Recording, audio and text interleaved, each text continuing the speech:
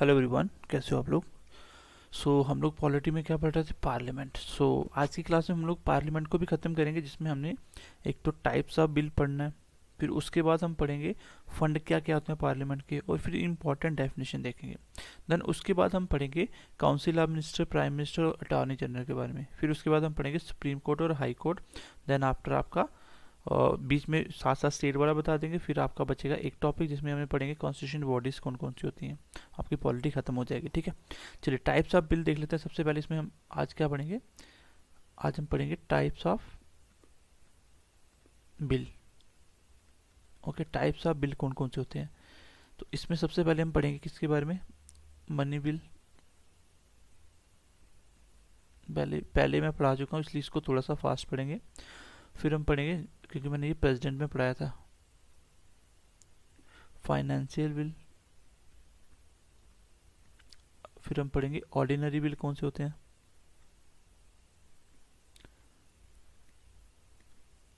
And last में हम पढ़ेंगे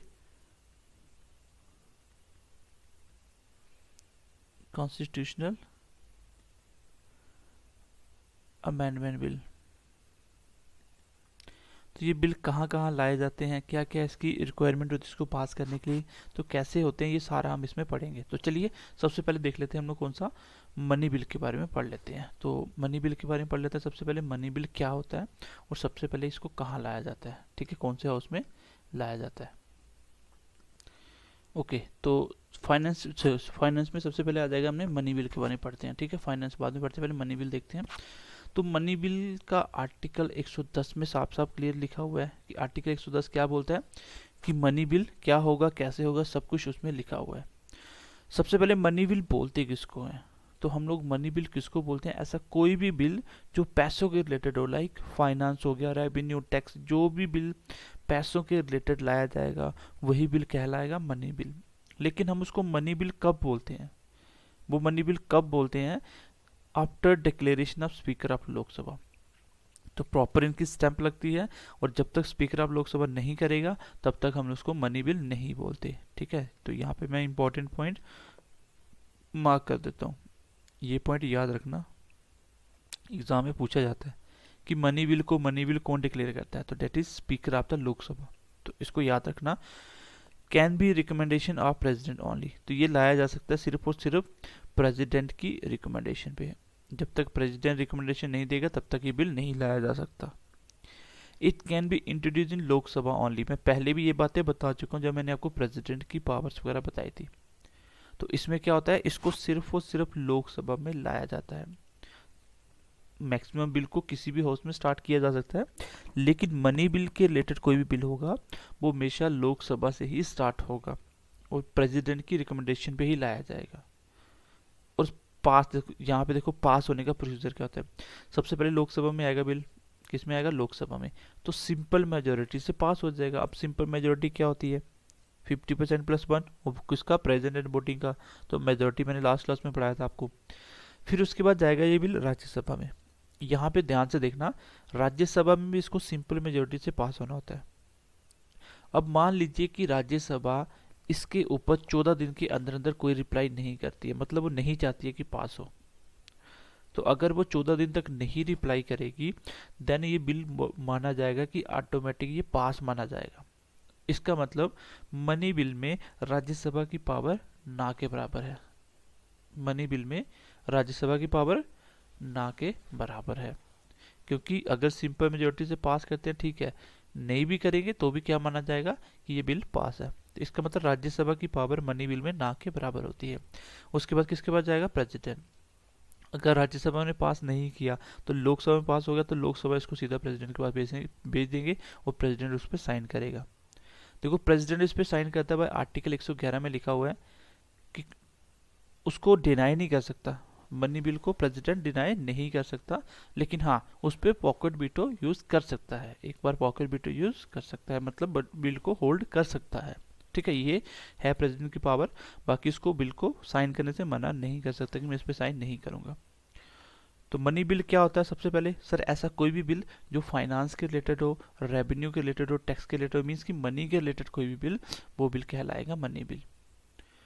उसके बाद उसको जब तक स्पीकर ऑफ लोकसभा डिक्लेयर नहीं करेगा, उस पर स्टैंप नहीं लगाएगा, तब तक वो बिल मनी बिल नहीं कहलाएगा। तो मनी बिल पे किसके सिग्नेचर, किस पे वो होता है, उस पर स्टैंप कौन लगाता है, तो बोला जाएगा लोकसभा का स्पीकर। ठीक है, लेकिन इसको सिर्फ और सिर्फ प्रेसिडेंट की रिकमेंडेशन पे ही लाया जा सकता है, और ये सिर्फ लोकसभा में आता है। पास होने का तरीका मैंने बता दिया, लोकसभा में आएगा, सिंपल मेजोरिटी से पास हो जाएगा। फिर राज्यसभा में, राज्यसभा पास करे ना करे 14 दिन के बाद उसको हम लोग पास मान लेंगे। फिर उसके बाद जाएगा प्रेसिडेंट के पास, और प्रेसिडेंट के पास ये आर्टिकल 111 में लिखा हुआ है कि प्रेसिडेंट को डिनाई नहीं कर सकता मनी बिल को, लेकिन आप पॉकेट वीटो यूज कर सकते हैं। चलिए सेकंड बिल देखते हैं अभी, फाइनेंस बिल क्या होता है। आई होप कि ये वाला बिल आप समझ गए होंगे। सेकंड बिल देखिए। Okay, let's talk about the finance bill. तो फाइनेंस बिल आर्टिकल नंबर 117 में लिखा हुआ है। फाइनेंस बिल का आर्टिकल 117 है, मनी बिल का आर्टिकल 110 था। अब दोनों में फ़र्क क्या, बस उसको समझ लेना, बाकी दोनों में फ़र्क कुछ नहीं है, खास नहीं है, लेकिन थोड़ा सा फ़र्क है। इसमें वो सारे के सारे प्रोविजंस हो गए, वो सारे की सारे प्रोविजंस हो गए जो हमने कहाँ पढ़े, वो हमने पढ़े मनी बिल। मतलब जैसे मनी बिल है वैसे इसके सारे प्रोविजन है, जैसे जैसे पास होता है। थोड़ा सा डिफरेंस है वो मैं आपको बता दूंगा। Not defined as money bill by speaker of Lok Sabha, बस इसमें यही एक फ़र्क है कि इसको स्पीकर ऑफ लोकसभा डिफाइन नहीं करता। जैसे उसमें क्या था, स्पीकर ऑफ लोकसभा जब तक नहीं बोलेगा तब तक वो मनी बिल नहीं कहलाएगा, और इसमें जब तक स्पीकर ने नहीं बोला तो मनी बिल नहीं बनेगा। अगर स्पीकर इसको डिफाइन करता तो इसका मतलब मनी बिल था। तो फाइनेंस के रिलेटेड भी बिल मनी बिल होते हैं, लेकिन जब तक उसको स्पीकर उसको ना बोले। जब स्पीकर ने साइन कर दिया, स्पीकर ने बोल दिया, तो वो मनी बिल डिक्लेयर हो जाएगा। इसको ऐसा नहीं करते, इसका मतलब ये सिंपल एक ऑर्डिनरी बिल की तरह काम करेगा इसके बाद। तो कंक्लूजन ये हुआ कि ऑल मनी बिल क्या है, फाइनेंशियल बिल होते हैं। सारे के सारे मनी बिल क्या है, वो फाइनेंस बिल होते हैं। लेकिन सारे के सारे फाइनेंस बिल मनी बिल होंगे ये गारंटी नहीं है, क्योंकि फाइनेंस बिल तब मनी बिल होगा जब स्पीकर इसको डिक्लेयर करेगा। मनी बिल तो सारे फाइनेंस होते हैं, क्योंकि पैसों के रिलेटेड तो फाइनेंस हो गया, लेकिन सारे फाइनेंस मनी बिल होंगे ये डिक्लेयर कौन करता है, ये स्पीकर करता है। क्योंकि इसको स्पीकर डिक्लेयर नहीं करेगा, करेगा तो वो मनी बिल बन जाएगा। इसको भी प्रेसिडेंट की रिकमेंडेशन पे लाया जाता है, इसको भी लोकसभा में ही इंट्रोड्यूस किया जाता है, इसको भी लोकसभा में इंट्रोड्यूस किया जाता है। ठीक है, तो ये पॉइंट बिल्कुल वैसे ही जैसे आपके मनी बिल था। फर्क कहाँ देखा कि फाइनेंस बिल पे क्या स्पीकर इसको डिक्लेयर करता है कि नहीं करता। तो इसको एक मेजर डिफरेंस याद रखना कि इसको need to pass in both house by majority, इसको दोनों हाउस में पास होना पड़ेगा, वो भी किसकी, सिंपल मेजोरिटी के साथ। सिंपल मेजोरिटी क्या होती है, 50% प्लस 1 वोट होने चाहिए किसके, प्रेजेंट एंड वोटिंग के। जितने लोग प्रेजेंट हो गए उसमें से जितने लोगों ने वोटिंग करा, सीधा बोलो जितने वोटिंग करते हैं उसका 50%। तो ये दोनों हाउस में पास होना चाहिए, लोकसभा में, फिर राज्यसभा में जाएगा। राज्यसभा में पास नहीं होगा तो फिर बिल फेल हो जाएगा। लेकिन मनी बिल में क्या था, राज्यसभा में फेल हो पास हो कोई मतलब नहीं है, वो बिल को पास ही माना जाएगा। 14 दिन का टाइम दिया जाएगा, अगर वो रिप्लाई भी नहीं करते तो भी पास माना जाएगा। लेकिन फाइनेंस बिल में ऐसा नहीं है, ये दोनों हाउस में पास होना चाहिए। ये है आपका फाइनेंस बिल। ओके, चलिए अगला देखते हैं हम लोग तीसरे वाला, जिसका नाम है आपका कौन सा बिल, जिसका नाम है आपका ऑर्डिनरी बिल।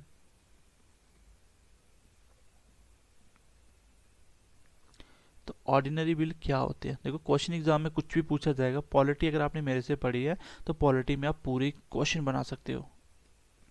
तो सबसे पहले इसका आर्टिकल कौन सा है, तो आर्टिकल नंबर 107 और 108 में इसके बारे में लिखा हुआ है कि ऑर्डिनरी बिल। देखो ऑर्डिनरी बिल कौन से होते हैं, जो मनी और फाइनेंस बिल के हट के जो भी बिल है वो सारे ऑर्डिनरी बिल होंगे। ठीक है, ऑर्डिनरी बिल होंगे। एक अमेंडमेंट बिल है वो अलग होगा। छोटे छोटे डिफरेंस है वो समझना पड़ेगा। जैसे मनी बिल और फाइनेंस बिल में डिफरेंस क्या था कि मनी बिल को डिक्लेयर करता है स्पीकर ऑफ लोकसभा, तभी वो मनी बिल कहलाता है, नहीं तो वो फाइनेंस ही रहेगा, पैसों के रिलेटेड। दूसरी चीज, जो मनी बिल है उसकी पावर सिर्फ और सिर्फ लोकसभा के पास है। राज्यसभा उसको पास करे ना करे तो भी उसको पास मान लिया जाएगा, और उसको प्रेसिडेंट को भी साइन करना होगा, वो वीटो लगा सकता है उसके बाद। यहाँ पे भी सेम फाइनेंस बिल में ऐसा है, लेकिन यहाँ पे इस बिल को प्रेसिडेंट क्या, oh sorry, speaker of Lok Sabha declare नहीं करता। तो इसका मतलब इसके बाद का प्रोसीजर इसका कैसा हो जाएगा, सिर्फ ऑर्डिनरी बिल होता है, सिंपल। लेकिन ये भी इंट्रोड्यूस किया जाता है प्रेसिडेंट के रिकमेंडेशन पे, वो सिर्फ और सिर्फ लोकसभा में। और ये दोनों हाउस में पास होना चाहिए। तो दोनों में डिफरेंस ये है कि इसको स्पीकर डिक्लेयर नहीं करता, दूसरा इसको दोनों हाउस में पास होना चाहिए। सिंपल मेजोरिटी दोनों की सेम थी। देखो ऑर्डिनरी बिल का जो आर्टिकल है वो 107 और 108 है। It contain the provision other than money bill and finance bill. इसमें जो भी प्रोविजन है वो कैसे हैं, वो मनी बिल और फाइनेंस बिल के जो भी अलग हैं उसको हट के, मतलब वो वाले आपको नहीं लेने हैं, उसके बिना जितने यहाँ पे पढ़ने हैं, मतलब वो वाले प्रोविजन में नहीं आते जो उसमें थे। अब it can be introduce without the recommendation of, it can be introduce without the recommendation of president. इसका मतलब इसको प्रेसिडेंट की रिकमेंडेशन नहीं चाहिए बिल को ले आने के लिए, किसी भी हाउस में लाया जा सकता है ये। इंट्रोड्यूस इन इधर हाउस बाय सिंपल मेजोरिटी से इसको पास करना है। अब लोकसभा में लेके आ जाओ, इसको राज्यसभा में लेके आ जाओ, तो फर्क क्या दिख रहा है आपको कि मनी बिल या फाइनेंस बिल सिर्फ लोकसभा में इंट्रोड्यूस किया जाता था, लेकिन ऑर्डिनरी बिल कहीं भी लेके आ जाओ, चाहे राज्यसभा में लेके आ जाओ पहले या लोकसभा में, इसको प्रेसिडेंट को पूछने की जरूरत नहीं है। प्रेसिडेंट इसको रिकमेंड करे ना करे, ये बिल लेके आया जा सकता है। ओके, आगे पढ़ते हैं। इसके बारे में इंपॉर्टेंट बातें कुछ और भी हैं। चलिए नेक्स्ट देखते हैं गाइज आगे इसके बारे में। ज्वाइंट सेक्शन का भी इसमें प्रोविजन होता है।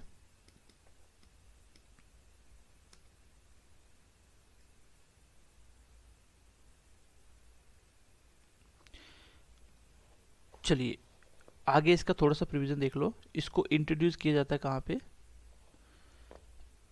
किसी भी हाउस में लाया, जैसा मैंने बता दिया। अब वहां पे इसको पास होना पड़ेगा कैसे, सिंपल मेजोरिटी। मान लीजिए लोकसभा में आया तो सिंपल मेजोरिटी से पास होगा, फिर राज्यसभा में जाएगा। अगर राज्यसभा में आया तो वो सिंपल मेजोरिटी से पास होकर कहाँ जाएगा, लोकसभा में जाएगा। जिसके पास भी दूसरी बार जाएगा, अदर हाउस जो भी होगा, वो इस बिल को क्या कर सकता है, होल्ड कर सकता है। वो इस बिल को होल्ड कर सकता है मैक्सिमम 6 मंथ के लिए। ऑर्डिनरी बिल होगा तो जो भी दूसरा हाउस होगा वहां पे वो उसको होल्ड कर सकता है 6 मंथ। लेकिन अगर 6 मंथ तक कोई रिप्लाई नहीं करा, जहाँ तो वो सिंपल मेजोरिटी से पास कर दे, अगर पास नहीं करा तो 6 मंथ तक वो कोई रिप्लाई नहीं करेंगे, है ना। इसका मतलब फेयर करना चाहते हैं बिल को। इस केस में क्या होगा, इस केस में फिर प्रेसिडेंट बुलाता है आपका 108 आर्टिकल के तहत joint session. Very very important article, question exam में पूछा जाता है कि ज्वाइंट सेशन कौन बुलाता है। मैंने आपको पहले ही पढ़ा दिया प्रेसिडेंट की पावर में, ये प्रेसिडेंट बुलाता है। आर्टिकल कौन सा है, 108। आर्टिकल कौन सा है, 108। और ज्वाइंट सेशन का हेड कौन होता है, ये भी पूछा जाता है एग्जाम में।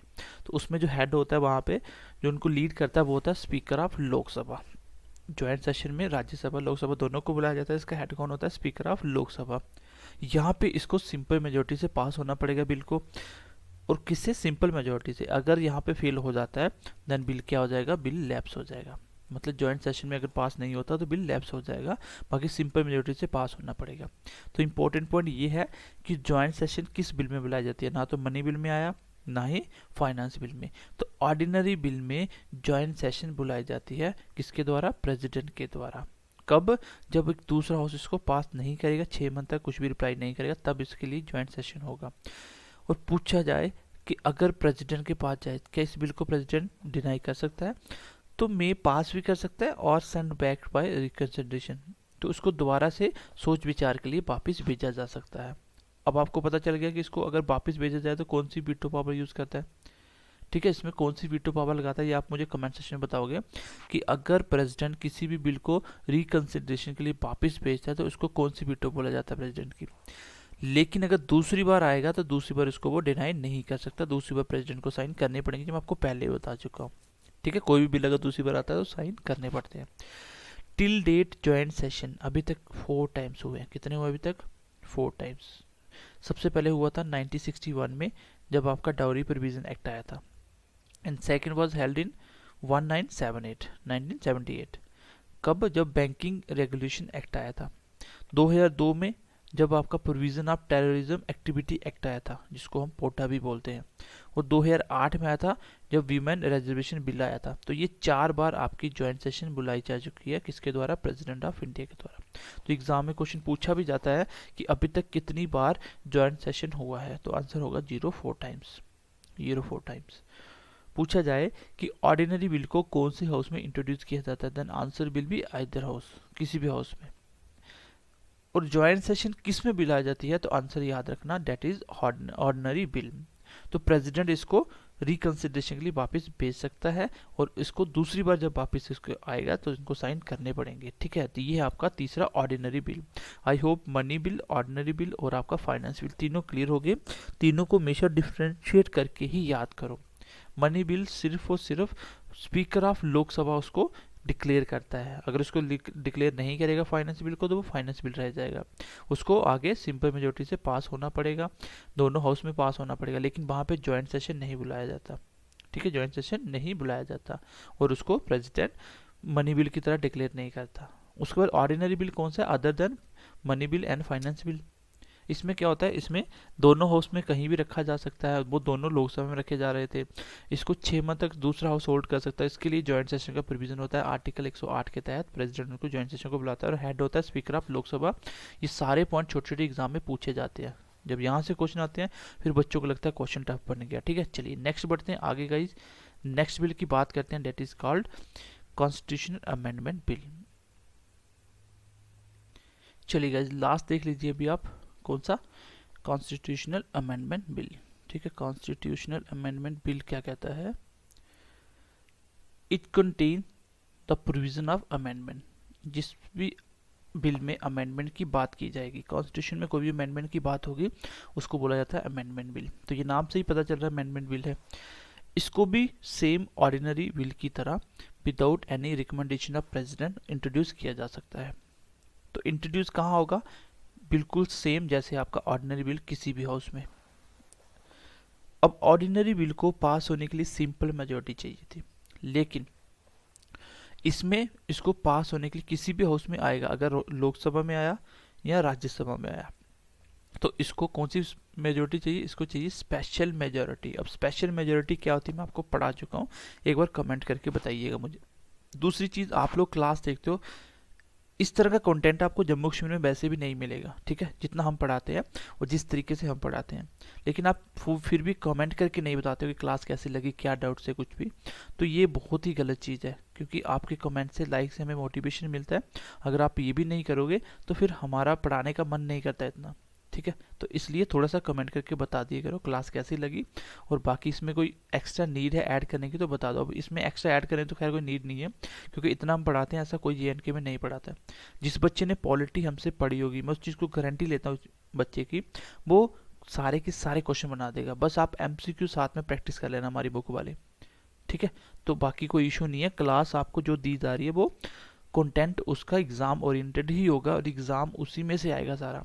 बाकी सिलेबस तो खत्म, बाकी वालों ने काफ़ी चैनलों ने कर भी दिया। आप देखो उसने जो पढ़ाया और आप यहाँ से पढ़े हो, उनका कंटेंट हमारा आधा होता है, और हमारा जो पढ़ाने का तरीका होता है, हम लोग थोड़ी सी जगह में आपको मैक्सिमम चीज़ें पढ़ा देते हैं।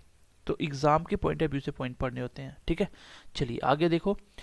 अगर ये एक हाउस में पास हो जाता है किससे, स्पेशल मेजोरिटी से, तो दूसरे हाउस में भी इसको स्पेशल मेजोरिटी से पास होना पड़ेगा।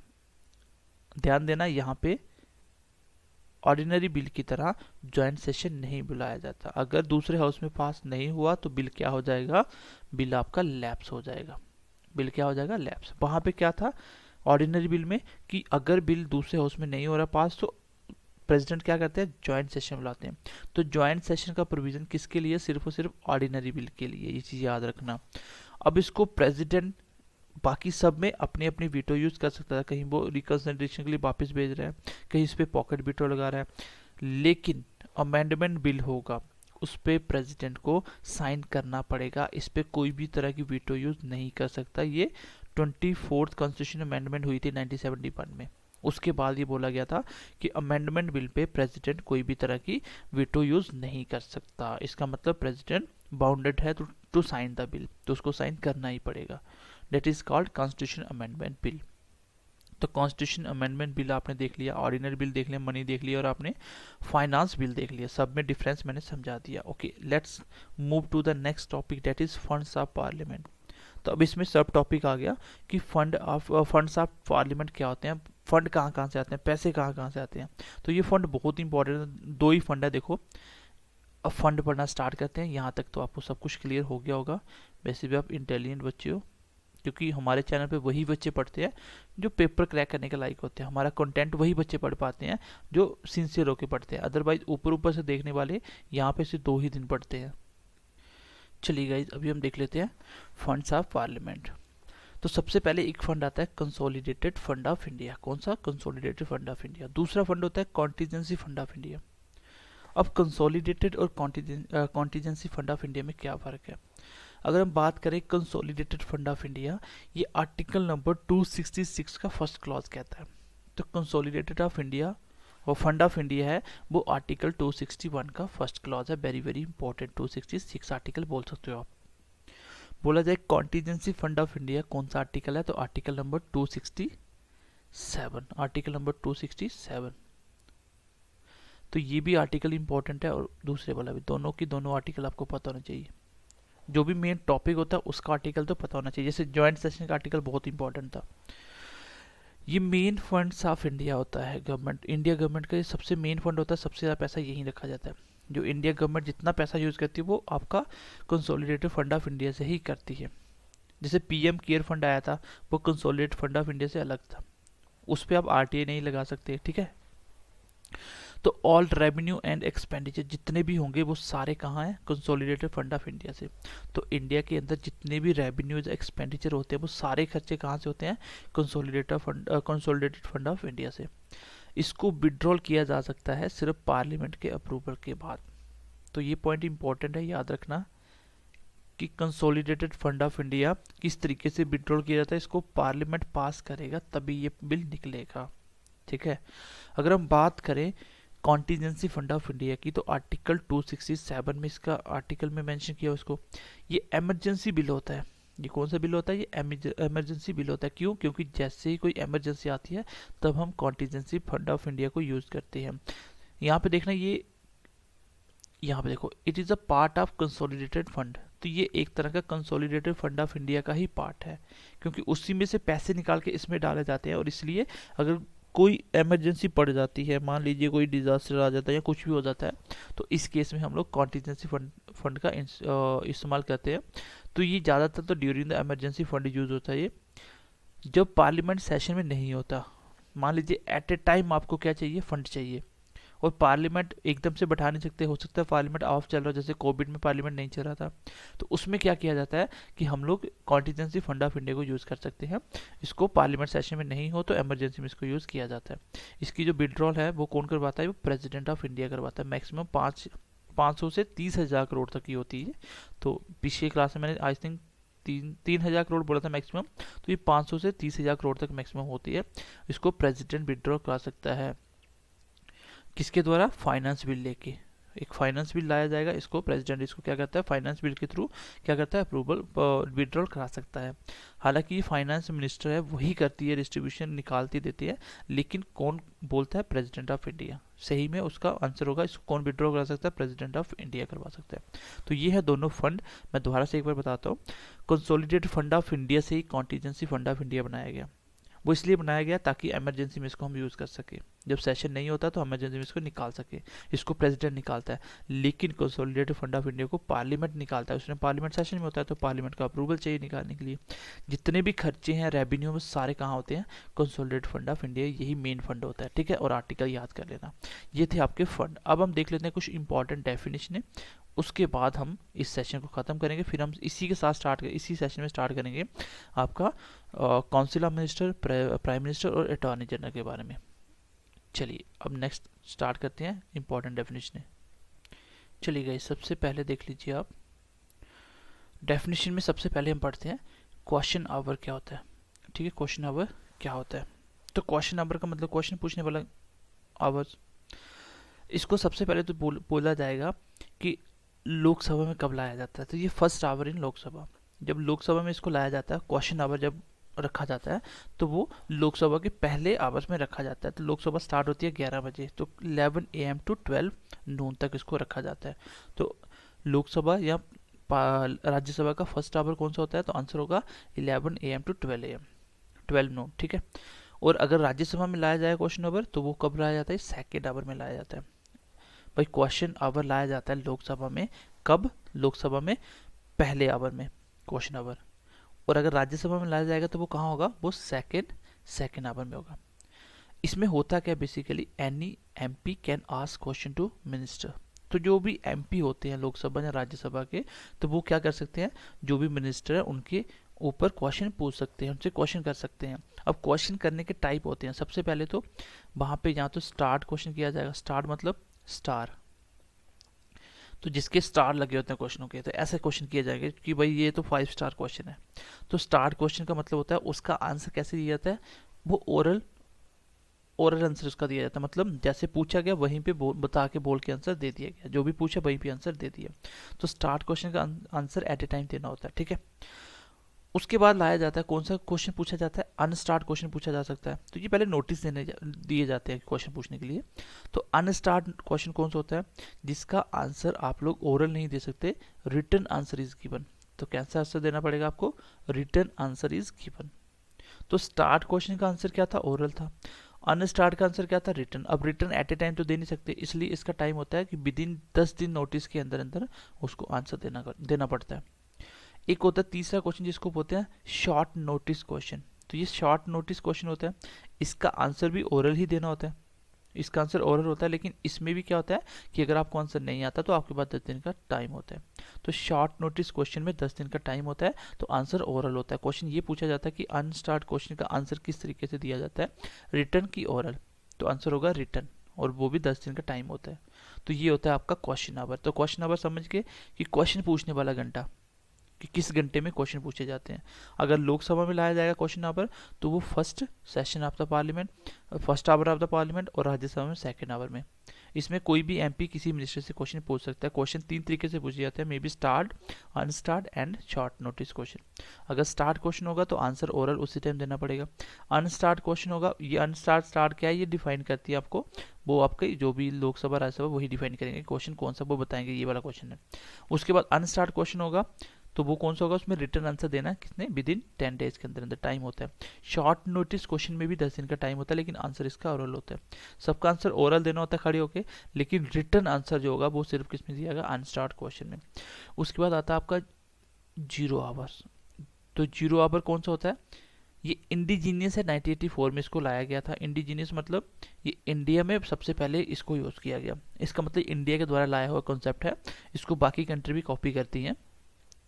तो इसमें भी सेम प्रोविजन है कि जब भी इसको लाया जाएगा तो फर्स्ट आवर्स इन लोकसभा या सेकंड आवर इन राज्यसभा। तो पहला आवर क्या होता है, सवेरे सुबह सुबह 11 बजे से लेकर 12 बजे तक, और सेकंड आवर क्या होता है 12 से लेकर 1 बजे तक, ठीक है। चलिए, this time period is reserve for the miscellaneous work of parliament. तो ये जो टाइम पीरियड होता है जीरो आवर का, तो जीरो आवर का जो टाइम पीरियड होता है ये बेसिकली मिसलेनियस काम के लिए रिजर्व रखा जाता है। इसमें कोई भी काम किया जा सकता है, किसी के बारे में बात की जा सकती है, कोई मिसलेनियस काम हो रहा है तो कोई भी इंपॉर्टेंट काम आ जाता है तो मिसलेनियस में इसको रखा जाता है कि चलिए कोई भी एमपी किसी को भी लगता है कि यहाँ पे कोई एक्स्ट्रा पॉइंट इंपॉर्टेंट उठाने वाला वो यहाँ पूछ सकता है, उसको बोलते हैं मिसलेनियस वर्क के लिए। तो वो जीरो आवर में पूछे जाते हैं। जब भी जीरो आवर्स होता है तब ये उसको कोई भी क्वेश्चन पूछ सकता है। चलिए नेक्स्ट गाइस देखते हैं, अगली डेफिनेशन देखते हैं, क्योंकि ये सारी इंपॉर्टेंट है, यहाँ पे जब क्वेश्चन आता है तो बच्चे इसको कर नहीं पाते हैं। चलिए गाइस नेक्स्ट देखिए, यहाँ पे देखिए तीसरे नंबर पे आता है सेंसर मोशन। तो ये कौन सा मोशन होता है, इस मोशन को अपोजिशन पार्टी लाती है किसके अगेंस्ट द गवर्नमेंट की जो भी पॉलिसी होती है। तो बेसिकली ये क्या होता है, सिर्फ डिफेम करने के लिए लाया जाता है, इसको निंदा प्रस्ताव भी बोला जाता है, सिर्फ निंदा करने के लिए, अगले को डिफेम करने के लिए। तो ये अपोजिशन हमेशा ऐसे करती है, कोई भी पॉलिसी लेके आ रही है गवर्नमेंट, कोई भी काम करे तो उसको निंदा प्रस्ताव लेके उसको डिफेमेशन करने की कोशिश करती है कि ये चीज़ सही नहीं है, तो हमेशा अपोजिशन करता है ये। तो बेसिकली ये किसके द्वारा लाया जाता है, अपोजिशन लाया जाता है against the policy of government. जो भी पॉलिसी होगी उनको फेलियर ऑफ पॉलिसी के मतलब बताएंगे ये गलत है। जैसे कोविड-19 में लॉकडाउन हुआ तो मे भी अपोजिशन लेके आ जाए कि भाई ये लॉकडाउन लगाने का तरीका गलत था, यहाँ से इतने लोगों की मौत हो गई, ये गलत हुआ, वो तो वो क्या होता है निंदा प्रस्ताव। अगर निंदा प्रस्ताव पास हो जाता है, मान लो इनको सपोर्ट मिलता है कि हाँ बिल्कुल सही बात है, गलत था, तो इस केस में भी गवर्नमेंट को कोई फ़र्क नहीं पड़ता, गवर्नमेंट को कोई फ़र्क नहीं करता, गवर्नमेंट यहाँ से डिसॉल्व नहीं होगी। ये सिर्फ क्या होता है, सिर्फ निंदा प्रस्ताव होता है अगले को डिफेम करने के लिए, तो पास हो जाए कोई फ़र्क नहीं पड़ता। ये होता है आपका सेंसर मोशन। नेक्स्ट देखिए आगे, अडजर्नमेंट, ठीक है, अडजर्नमेंट मोशन। अब अडजर्न करना क्या होता है, किस चीज़ को रोकना, अडजर्न करना मतलब किस चीज़ को रोकना। तो ये वाला मोशन किसके लिए लाया जाता है, देखो it is the suspension of session for few hours, few days, few month and indefinite time के लिए। तो ये बेसिकली किसके लिए होता है, ये सेशन का जब सस्पेंशन करते हैं, सेशन को आगे बढ़ा देते हैं। देखो जब सेशन होता है कभी कभी आप देखते हो अपोजिशन वाले बहुत हल्ला कर देते हैं, या अपोजिशन वाले कुछ बोल रहे हैं तो पार्टी वाले हल्ला कर देते हैं जिनके भी रूलिंग पार्टी है। जब बिल्कुल कंडीशन आउट ऑफ कंट्रोल हो जाती है, इन दैट केस कौन सा मोशन लाया जाता है, अर्जनमेंट मोशन लाया जाता है। तो इसमें क्या होता है कि स्पीकर ऑफ लोकसभा या चेयरमैन जिस भी हाउस में है उसी हिसाब से उनके पास पावर होती है कि ये अर्जन कर सकते हैं, सेशन को रोक सकते हैं कितने टाइम के लिए, घंटों के लिए, दिन के लिए, मंथ के लिए, या इनडेफिनेट टाइम के लिए तक भी रोका जा सकता है जब तक कंडीशन नॉर्मल नहीं होगी। व्हेन कब, when decorum of the parliament is not maintain, कब, जब डेकोरम नहीं होता, मतलब कि वहाँ पे जो भी डिसिप्लिन है उसको मेंटेन नहीं किया जाता, ठीक है, उस केस में ये लाया जाता है। तो ये बोला जाता है, इसको बोला जाता है अर्जनमेंट मोशन। तो आपको पता होना चाहिए अर्जन करना मतलब रोकना। तो सेशन को रोकने के लिए कौन सा मोशन लाया जाता है, अर्जनमेंट मोशन। जिस पावर होती है स्पीकर या चेयरमैन के पास, वो हाउस में जो भी चल रहा है आपका सेशन उसको रोक सकता है, अर्जन कर सकता है। चलिए आगे देखते हैं। नेक्स्ट देखो, no confidence motion, very very important. ये आपने सुना भी होगा, नो कॉन्फिडेंस मोशन लाया गया। तो नो कॉन्फिडेंस मोशन क्या होता है, ये भी अपोजिशन लाती है, लेकिन कहाँ पे, लोकसभा में, क्योंकि ये सरकार को गिराने के लिए लाया जाता है। इसमें क्या करना होता है, मेजोरिटी को प्रूव करना होता है कि आपके पास क्या मेजोरिटी है। तो ये अपोजिशन तब लाती है जब उनको लगता है कि हमने इनके MP MLA अभी अपनी साइड कर लिए, इनके पास मेजोरिटी नहीं होगी, इसकी सरकार गिराई जा सकती है। तो ऐसा हो चुका 2-3 बार। In order to bring the motion 50 member required. अगर आपको लेके आना, पहली बात तो ये पॉइंट याद रखना, ये सिर्फ लोकसभा में आता है, क्योंकि गवर्नमेंट लोकसभा में ही गिरती है, राज्यसभा तो परमानेंट हाउस होता है। In order to bring the motion 50 members required. अगर इस मोशन को लेके आना है तो मिनिमम आपके पास 50 लोगों की स्ट्रेंथ होनी चाहिए। लोकसभा में 50 MP आपके होने चाहिए, तब ये मोशन लाया जा सकता है। ये मोशन को पास होना पड़ेगा सिंपल मेजोरिटी से, ठीक है, सिंपल मेजोरिटी से ये पास होना पड़ेगा। क्योंकि जब नो कॉन्फिडेंस मोशन लाया जाता है तो मैक्सिमम लोग प्रेजेंट होते हैं। उस केस में क्या होता है कि सिंपल मेजोरिटी अगर प्रूव कर देती है अपोजिशन, अगर सिंपल मेजोरिटी प्रूव कर देती है जो भी रूलिंग पार्टी, तो उसकी पार्टी बनी रहेगी। अगर नहीं कर पाती तो प्रेसिडेंट इनको डिसॉल्व करेगा। तो फिर क्या होता है, अगर मोशन पास हो गया तो गवर्नमेंट को डिसॉल्व किया जाता है, प्रेसिडेंट को डिसॉल्व करता है, ये मैं आपको बता चुका हूँ। लेकिन अगर फेल हो जाता है, तो गवर्नमेंट क्या है, सेफ फॉर नेक्स्ट 6 मंथ। तो अगले 6 मंथ तक ये नो कॉन्फिडेंस मोशन नहीं लाया जा सकता, गवर्नमेंट 6 मंथ के लिए सेफ हो जाती है। तो ये होता है नो कॉन्फिडेंस मोशन। ये कब लाया जाता है, जब ऐसा लगता है कि रूलिंग पार्टी के साथ जो सिंपल मेजोरिटी वो नहीं है। कभी कभी क्या होता है, जब सरकार 2-3 पार्टी मिलकर बनाती है तो उस केस में भी ये लाया जाता है, क्योंकि कोई पार्टी अगर दल बदल लेती है, दूसरी साइड हो जाती है, तो भी उनकी मेजोरिटी प्रूफ नहीं होगी। इस केस में भी गवर्नमेंट क्या होती है, डिसॉल्व हो जाती है, ठीक है। तो ये 2-3 बार लाया जा चुका है, तो इतनी डिटेल में हम नहीं जाएंगे। तो ये आपका पार्लियामेंट का सेशन पूरा कंप्लीट हो गया। हमने पार्लियामेंट में वो सारी चीज़ें पढ़ ली, और पार्लियामेंट के साथ हमने स्टेट लेजिस्लेटिव भी पढ़ लिया। हमारा स्टेट वाला भी साथ साथ खत्म हो रहा है, सेंटर वाला भी। और यही से क्वेश्चन पूछे जाते हैं। अगर आप इसको रिवाइज करते हो 2-3 बार, हमारी बुक से MCQs करते हो, हमारे मॉक टेस्ट देते हो, क्योंकि हमने मॉक कम से कम 160 से ज़्यादा मॉक बनाए हैं। चैप्टर बाय चैप्टर आप प्रैक्टिस कर सकते हो, बुक से पढ़ सकते हो, फुल मॉक देख सकते हो। तो हमारा कंटेंट भी वैसा ही होगा जो एग्ज़ाम ओरिएंटेड होता है, ठीक है। तो बिल्कुल एग्ज़ाम पॉइंट ऑफ व्यू से बिल्कुल एग्ज़ाम ओरिएंटेड, एग्ज़ाम में सीधा सीधा क्वेश्चन आपको दिखेंगे यहाँ से, ठीक है। तो चलिए अब नेक्स्ट पॉइंट हम पढ़ लेते हैं। नेक्स्ट हम पढ़ेंगे काउंसिल ऑफ मिनिस्टर। बीच में मैंने आर्टिकल 74, 5, 6 मैंने छोड़ दिया था। चलिए उसको हम लोग स्टार्ट करते हैं, ठीक है। तो आई होप कि पार्लियामेंट का सेशन आपको पूरी तरह से क्लियर हो गया होगा। और एक बार कमेंट करके बता दीजिएगा कि पार्लियामेंट में आपको कैसा क्लास लगा, आपको इसमें कोई डाउट्स है तो पूछ सकते हो आप, ठीक है। चलिए नेक्स्ट देखते हैं। अब हम स्टार्ट करते हैं कौन सा, अभी हम स्टार्ट करेंगे काउंसिल ऑफ मिनिस्टर के बारे में, ठीक है। चलिए काउंसिल ऑफ मिनिस्टर के बारे में